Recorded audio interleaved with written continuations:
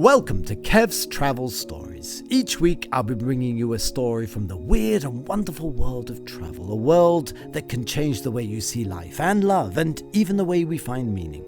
Places that are iconic and sometimes surprising and even terrifying. So sit back and enjoy while we go on a magical mystery tour together.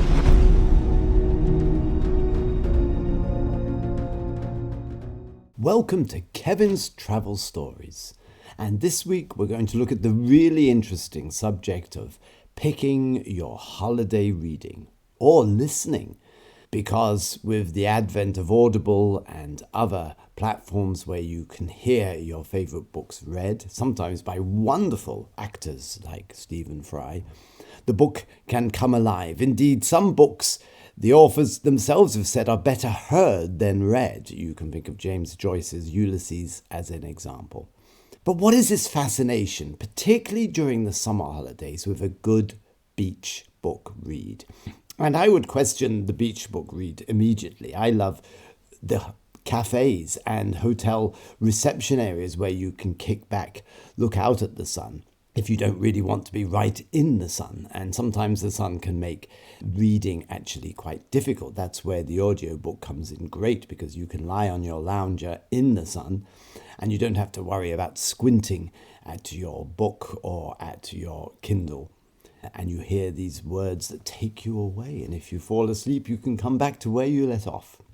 But I think there's something really magical about reading and going in on this imaginative journey. And I think the reason for that is a holiday itself can be an imaginative journey. You're breaking the routine. You're going somewhere new. You're really delving into a fantasy world of your own, particularly if you go to destinations you haven't been before. The Alhambra, for example, nearby. Some of the extraordinary sights in Berlin, Paris. And then if you go further afield, you've got Latin America with the Mayas. And then in Asia, you have places like Angkor Wat, which are really life-changing.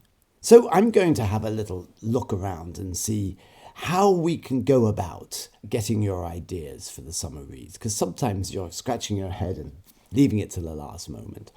So I've sort of looked at my own reading behavior. I'm a big reader, and I think it's really important for someone who's on holidays to actually open up their imagination.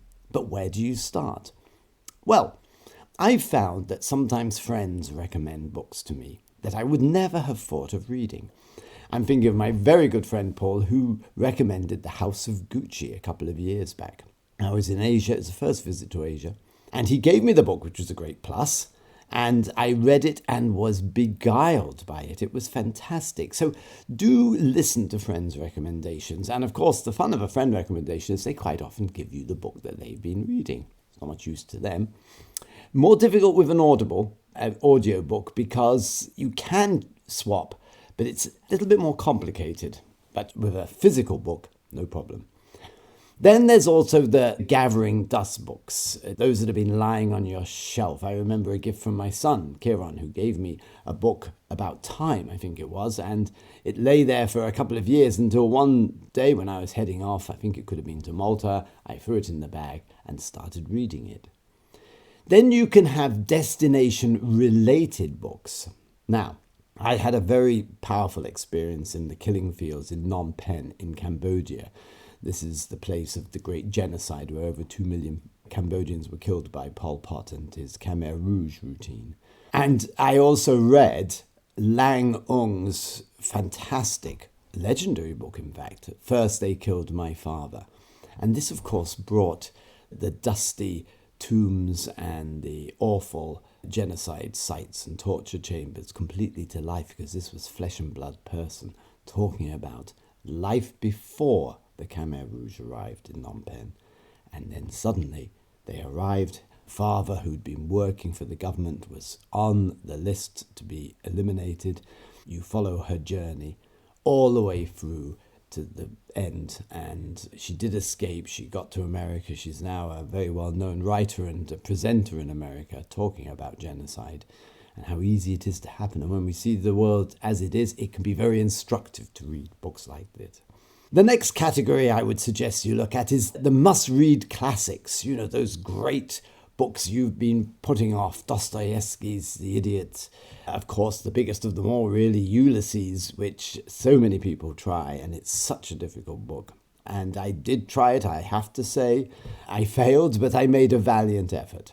So these can be opportunities.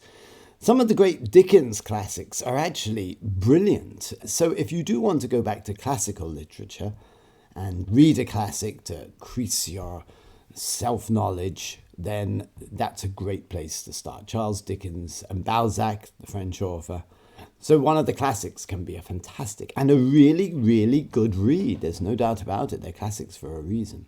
Now there's the last minute airport buy. I mean, this is a bit desperate. I've done it a couple of times when arrived at the airport, gone into one of the Easons or the W.H. Smiths, and there you see a sort of a gaudy title. You may well have heard the book being mentioned, and you pick it up. I think there's probably a 50-50 success rate here.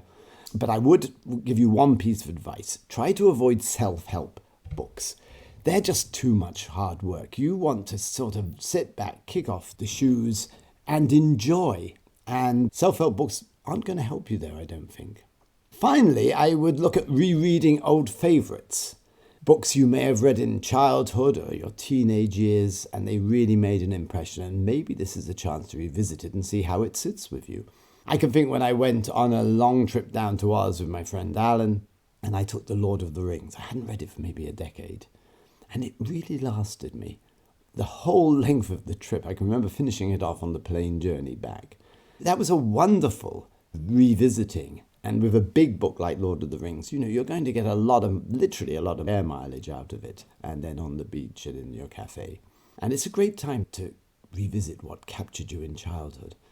Another great author for those is Ian Fleming and all his 007s, which I read underneath the covers because you weren't allowed as a kid. And it's very interesting to go back and try them.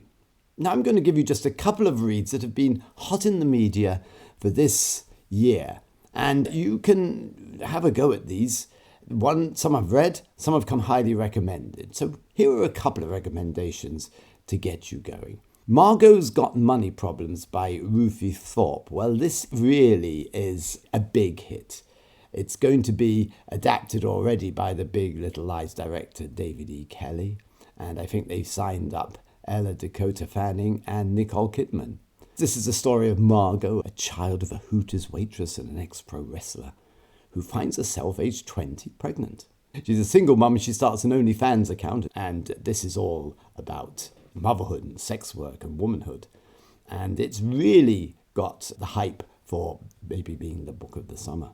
Another recommendation, Dear Dolly by Dolly Anderton. Now, this is a collection of entries from her Sunday Times style Agony Arts column. And so we've got everything, friendship, careers, and of course love lives and sex lives, which are endlessly fascinating, particularly if you're lying back on a beach and your mind can wander. And I think what's great about things like this is it's episodic. It's like reading the newspaper all in one place. So you can dip in and out. And it's pretty funny. So that's Dolly Anderton's Dear Dolly. Another one, a little strange this one, Butter by Asako Yuzuki. It sounds like the perfect mix of crime thriller, twisted feminist fantasy, and cooking. I mean, I love cooking, so I was really attracted to this. This is a very famous chef who's arrested and accused of murdering businessmen after she seduced them with her cooking. Now, it's just such a wonderful premise that I found it irresistible. And you may or may not, but I'm going to recommend it anyway. And then I think the Talented Mr. Ripley, the book that caused such a sensation with the Netflix series Ripley. Well, why not go back to the American novelist Patricia Highsmith's original? She created the wily and very creepy Tom Ripley, that young man who does terrible things. And I think it's a great story about how we do lie. We all have our own hidden side. Jung called it the shadow side. We all have dark parts to us. And this really is about dark. And it's really nail-biting. So it could be interesting if you've watched Ripley to go to the source material and see how it worked. But I thought I'd get you something that's documentary and actual autobiography. A Woman in the Polar Night by Christiane Ritter. Fascinating book, particularly if you are in the hot summer and you want sort of to cool off the mind, because this is the story of the painter Christiane Ritter, who joined her hunter-trapper husband in the Arctic Circle when it got as low as 35 degrees. Now, just reading this in your sweltering beach, it could be actually very interesting. And she endured some absolutely extraordinary adventures and near-death experiences. And this all happened in the 30s, long before there was GPS and communications. It's a really jaw-dropping, awe-inspiring book. So do try that if you want to see this story of this extraordinary woman. Christiane Ritter, A Woman in the Polar Night. And then, this is good, My Husband by Maud Ventura. That's published by Penguin. I haven't actually tried this, but I'm going to try this. It's come very highly recommended. And it's also on Audible. This is about a woman who's consumed with thoughts of her husband, even after years of marriage. She's obsessed. She ruminates on his behavior, second guesses his feelings, and she seems to want this perfect relationship. And it's sort of quite unnerving, but apparently very funny. Something that could be really good for by the pool. So there's my recommendations. Go dust off some old books on your shelf, pick an old favourite to revisit, pick a classic when you go to the bookstore.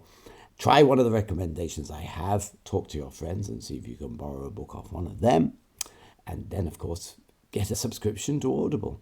You could even listen to books on YouTube. It's free, but it's not so friendly because with Audible you can pick up on different devices and it's very, very user-friendly, but you can still read your classics or listen to your classics on YouTube absolutely free of cost. So the world is your oyster. Enjoy lying on your beach or in your cafe or in your hotel reception or wherever you are.